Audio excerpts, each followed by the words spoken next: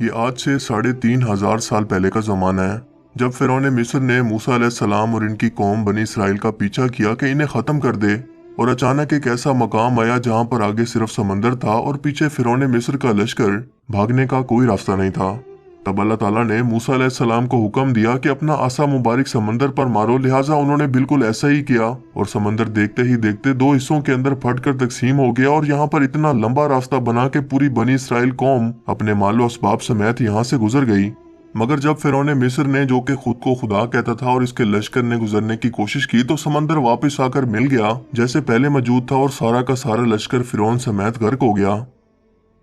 اس طرح سے ڈوب کر مارنے کے بعد سمندر نے صرف فرعون کی لاش کو سمندر سے باہر پھینک دیا، جبکہ باقی لشکر کا کوئی نام و نشان نہیں ملا، اور یوں آہستہ آہستہ کر کے وقت گزرتا گیا۔ مصریوں میں سے کسی شخص نے ساحل پر پڑی اس کی لاش کو پہچان کر موجودہ فرعون کے دربار میں بتایا، سو فرعون کی لاش کو محل پہنچایا گیا۔ درباریوں نے مسالے لگا کر اسے پوری شان و شوکت اور احترام سے تابوت میں رکھ کر محفوظ کر لیا۔ کمال کا اتفاق ہے کہ پوری روئے زمین پر صرف یہی قوم تھی جسے مسالے لگا کر لاشوں کو محفوظ کرنے کا ہنر آتا تھا۔ ایسا لگ رہا تھا کہ شاید اس قوم نے اسی دن کے لیے یہ سب کچھ سیکھا تھا۔ فرعون مصر کی لاش کو مسالہ لگا کر محفوظ کرنے کے عمل کے دوران ان سے ایک غلطی ہو گئی، اور وہ غلطی یہ تھی کہ فرعون کیونکہ سمندر میں ڈوب کر مرا تھا، اور مرنے کے بعد کچھ عرصہ تک پانی میں رہنے کی وجہ سے اس کے جسم پر سمندری نمکیات کی ایک تہ جم گئی تھی، سو مصریوں نے اس کی لاش پر نمکیات کی وہ تہ اسی طرح سے رہنے دی اور اسے ایسے ہی حنوط کر دیا۔ وقت گزرتا گیا، زمین و آسمان نے بہت سارے انقلاب دیکھے جس کی گرد کے نیچے سب کچھ چھپ گیا، حتیٰ کہ فرعونوں کی حنوط شدہ لاشیں بھی زمین کی تہوں کے اندر چھپ گئیں۔ ان کے نام صرف کتابوں اور ان کی تعمیرات اور شان و شوکت لوگوں کے ذہنوں کے اندر ہی رہ گئے، اس کے علاوہ ان کا بنایا گیا سب کچھ ختم ہو گیا۔ اس واقعہ کے 2000 سال کے بعد اس دنیا میں اللہ کے آخری نبی حضرت محمد صلی اللہ علیہ وآلہ وسلم تشریف لائے، اور ان پر نازل ہونے والی آخری کتاب کے اندر انسانوں کی عبرت کے لیے فرعونوں کے قصے بڑی تفصیل کے ساتھ بیان کیے گئے، اور اسی سلسلے میں فرعون کے جسم کو محفوظ کرنے کے بارے میں بھی ایک آیت نازل ہوئی جس کے اندر اللہ پاک واضح طور پر فرماتے ہیں کہ ہم تیرے جسم کو آنے والے انسانوں کے لیے عبرت بنا کر محفوظ کر لیں گے۔ اس آیت مبارکہ کی سچائی پر تمام مسلمانوں کا یقین تو تھا، لیکن وہ یہ سمجھنے سے قاصر تھے کہ اس خدائی کا دعویٰ کرنے والے کی لاش بھلا کہاں محفوظ کی گئی ہوگی، اسے کیسے عبرت کا نشان بنایا جائے گا، کون اس کی تصدیق کرے گا۔ یہ اتنا نازک معاملہ تھا کہ ذرا آپ خود سوچ کر دیکھیں کہ قرآن پاک کے اندر بیان کیے گئے اللہ تعالیٰ کے تمام الفاظ میں سے اگر صرف یہ ایک آیت مبارکہ بھی یا اللہ تعالیٰ کا یہ دعویٰ نعوذ باللہ غلط ثابت ہو جاتا تو غیر مسلم کفار کے سامنے مسلمان کس منہ سے باقی قرآنی آیات کا دفاع کرتے۔ مگر یہ اللہ تعالیٰ کا کلام ہے جس کے اندر شک کی کوئی گنجائش نہیں، اسی لیے ہر دور کے اندر اس نے اپنے آپ کو اور اپنے ایک ایک الفاظ کو منوایا۔ سن 1871 میں مصر کے ایک شہر الگورنیا سے تعلق رکھنے والے غریب اور معمولی چور احمد عبد الرسول کو فرعونوں کی حنوط شدہ لاشوں کی طرف جانے کا خفیہ ترین راستہ مل گیا۔ یہ بس اتنا چاہتا تھا کہ فرعونوں کی لاشوں کے ساتھ موجود قیمتی نوادرات یعنی سونا، چاندی، ہیرے، موتی وغیرہ کو چرا سکے۔ یہ دریائے نیل کے کنارے تبیسا کے مقام پر بیٹھا منصوبہ بندی کر رہا تھا جب اسے ایک خفیہ راستے کا پتہ چلا اور اس نے یہ جگہ کھودنا شروع کی۔ اسی دوران اسے مشکوک سمجھ کر کچھ لوگوں نے پکڑ لیا اور پولیس کے حوالے کر دیا۔ بعد میں وہ جس جگہ کو کھود رہا تھا وہاں سے ملنے والے راستے کی جب مسلسل کھدائی کی گئی تو 1891 کے اندر دوسری ممیوں کے ساتھ ساتھ اس غرق ہونے والے فرعون کی لاش بھی مل گئی۔ اس کے کفن پر سینے کے مقام پر اس کا نام لکھا ہوا تھا۔ ان ممیوں کو ماہرین اپنے ساتھ قاہرہ لے گئے، جہاں پر جب اس کا تفصیل سے جائزہ لیا گیا تو فرعون والی ممی پر جمی ہوئی نمکیات کی تہ سے اس بات کی تصدیق ہو گئی کہ یہ وہی فرعون ہے جسے پانی میں غرق کر کے اللہ تعالیٰ نے نشان عبرت بنانے کا وعدہ کیا تھا۔ پوری دنیا میں کھلبلی مچ گئی۔ اس کی تصدیق کے لیے دنیا بھر کے ماہرین آثار قدیمہ اور سائنسدان مصر کی طرف امٹ پڑے۔ مختلف سائنسی ٹیسٹ کرنے کے بعد دنیا بھر کے سائنسدانوں نے تصدیق کر دی کہ دوسری سب لاشوں کی نسبت صرف اس ایک فرعون کی لاش پر ہی سمندری نمکیات کی تہ جمی ہوئی تھی جس نے اسے محفوظ رکھا اور گلنے سڑنے سے بچائے رکھا۔ اس تصدیق کے بعد اسے فائنلی فرعون کی لاش قرار دے کر میوزیم کے اندر محفوظ کر دیا گیا۔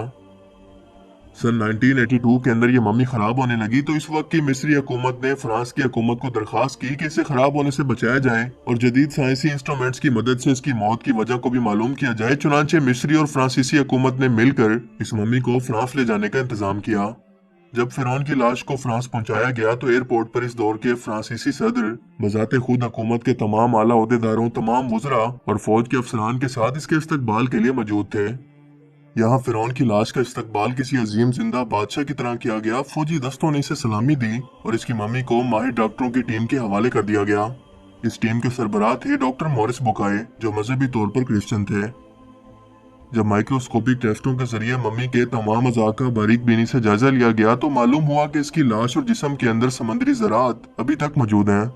यानी ये कन्फर्म है कि इसकी मौत समंदर में डूबने की वजह से ही हुई थी, क्योंकि समुद्री पानी के अंदर ही इस कदर नमकियात पाए जाते हैं। मगर एक बादशाह की मौत पानी में डूबने की वजह से हो, ये सोचना अपने आप में एक बहुत ही हैरत अंगेज सवाल है, क्योंकि ऐसे अजीम बादशाह अपने साथ नरम बिस्तरों पर खूबसूरत लिबासों में सोने चांदी हीरे मोतियों से जड़े एजाज के साथ उस जमाने में दफन किए जाते हैं, और यूं मरने के बाद दफनाने तक इसकी शान और शौकत बिल्कुल उसी तरह से कायम रहती जैसे एक जिंदा बादशाह की। डॉक्टर मॉरिस के लिए भी ये एक हैरत की बात थी, और इसी तजस्सुस में इसने इस मम्मी के बारे में मजीद जानने की कोशिश की तो इसे मालूम हुआ कि इस बादशाह की मौत के हालात मुसलमानों के नबी हजरत मोहम्मद सल्लल्लाहु अलैहि वसल्लम पर नाजिल हुई किताब कुरान पाक के अंदर आज से 1400 साल पहले तफसील से दर्ज हैं। इसे पता था कि जहां से ये लाश मिली है वो एक इस्लामी मुल्क है, चुनांचे तजस्सुस के हाथों मजबूर होकर वो मिस्र पहुंचा। ये क्योंकि एक साइंसदान था, इसीलिए इसने मिस्र के एक साइंसदान से मुलाकात की, जिसने इसे कुरान पाक खोलकर सूरह यूनुस की आयत 90 तक 92 का तर्जुमा लफ्ज ब लफ्ज सुनाया, जिसमें फिरौन की खुदाई का दावा, इसका पानी में डूबकर मरना और फिर पानी से निकालकर इसकी लाश को महफूज करने का वादा अल्लाह ताला ने वाज़ेह तौर पर किया हुआ था। इन कुरानी आयात का इशारा बिल्कुल वाज़ेह था और सिर्फ एक जानिब था कि तुझे मैं मरने के बाद आने वालों के लिए महफूज करके इबरत का निशान बना दूंगा। सो डॉक्टर मॉरिस ने जब इस कुरानी आयात का तर्जुमा पढ़ा तो बेख्तियार चिल्ला उठा कि बिल्कुल कुरान सच्ची किताब है, इसका एक एक लफ्ज और अल्लाह के पैगंबर हजरत मोहम्मद सल्लल्लाहु अलैहि वसल्लम सच्चे हैं। उसी वक्त कलमा पढ़ा और मुसलमान हो गया।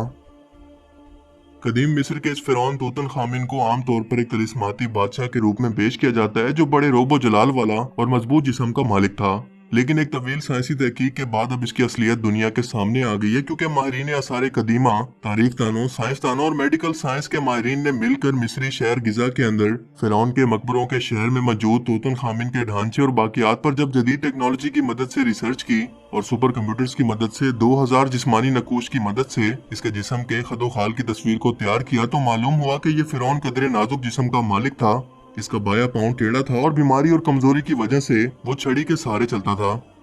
इसके वालिद अखनातून और इसकी वालिदा के डीएनए के नमूनों से यह भी मालूम हुआ है कि इसके वालिदैन आपस में बहन भाई थे। माहिरीन का कहना है कि इस फिरौन की जिस्मानी खामियों कमजोरियों की वजह भी यही थी कि इसके वालिदैन का आपस के अंदर दरअसल बहन भाई का रिश्ता था। यह फिरौन आज से तकरीबन 3500 साल कबल मिस्र का हुक्मरान था और इस वक्त की रस्म के मुताबिक हर फिरौन की लाश के साथ शाही इस्तेमाल में रहने वाली कुछ चीजें भी साथ दफन कर दी जाती थी, जिसमें सबसे अहम कुछ हथियार थे। और इस फिरौन के साथ जिस खंजर को दफन किया गया, इस पर रिसर्च के मुताबिक इसको दरअसल किसी शहाब साकिब या एस्ट्रॉइड से हासिल होने वाले किसी लोहे से तैयार किया गया था, जो इससे पहले 1925 के अंदर बरतानवी माहिर आसार कदीमा हार्वर्ड कार्टर ने भी दरियाफ्त किया था, जिसकी शेप बिल्कुल यानी इन दोनों लोहे की धात की केमिस्ट्री बिल्कुल एक जैसी है। इसके अलावा साइंटिस्ट को एक और बात ने चकरा कर रख दिया कि इस लोहे को जंग भी नहीं लग सकता था, और इस तरह के लोहे की मिस्र के अंदर मौजूदगी बहुत ही हैरत की बात थी।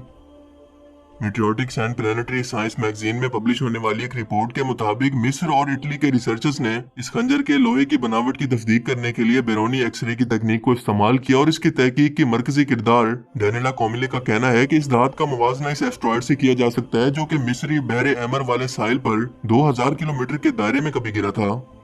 अगर आप पब्लिश होने वाली इस रिसर्च का गहराई से मुताला करें तो आप ये जान पाएंगे कि कदीम मिस्री 1300 कबले मसीह से ये जानते थे कि लोहे के ये टुकड़े आसमान से गिरे हैं, जबकि ये बात मगरिब को 2000 साल बाद यानी आज से तकरीबन 1300 साल पहले काफी साइंटिफिक रिसर्च से मालूम हुई।